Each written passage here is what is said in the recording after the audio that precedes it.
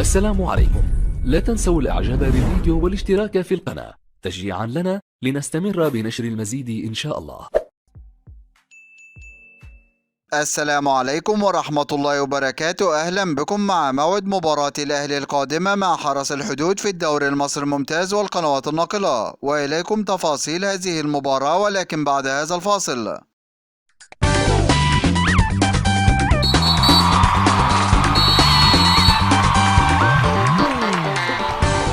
بعد تعادل فريق الأهلي مع فريق الوداد الرياضي المغربي في المباراة السابقة بنتيجة هدف لكل فريق في المباراة التي جمعت بينهم في إطار مواجهات مباراة إياب نهائي دوري أبطال أفريقيا لموسم 2022-2023، وسجل هدف الأهلي في هذه المباراة عن طريق اللاعب محمد عبد المنعم ليتوج فريق الأهلي بعد هذا التعادل ببطولة دوري أبطال أفريقيا بمجموع نتيجة مباراتي الذهاب والإياب بنتيجة 3 أهداف مقابل هدفين. ويستعد فريق الأهلي لمواجهة فريق حرس الحدود في المباراة القادمة، وذلك في إطار مواجهات المباراة المؤجلة من الجولة 16 من بطولة الدوري المصري الممتاز. ويحتل فريق الأهلي المركز الثاني في جدول ترتيب الدوري المصري برصيد 62 نقطة من 24 مباراة، فاز في 19 مباراة وتعادل في 5 مباريات، ليكون الفارق نقطتين بينه وبين فريق بيراميدز متصدر جدول الترتيب برصيد 64 نقطة، بينما يحتل فريق حرس الحدود المركز الثامن عشر والأخير في جدول ترتيب الدوري المصري برصيد 20 نقطة من 30 مباراة، فاز في 4 مباريات وتعادل في 8 مباريات وهزم في 18 مباراة، ليكون الفارق 42 نقطة بينه وبين فريق الأهلي. وسوف تنطلق هذه المباراة يوم الخميس الموافق 22 يونيو 2023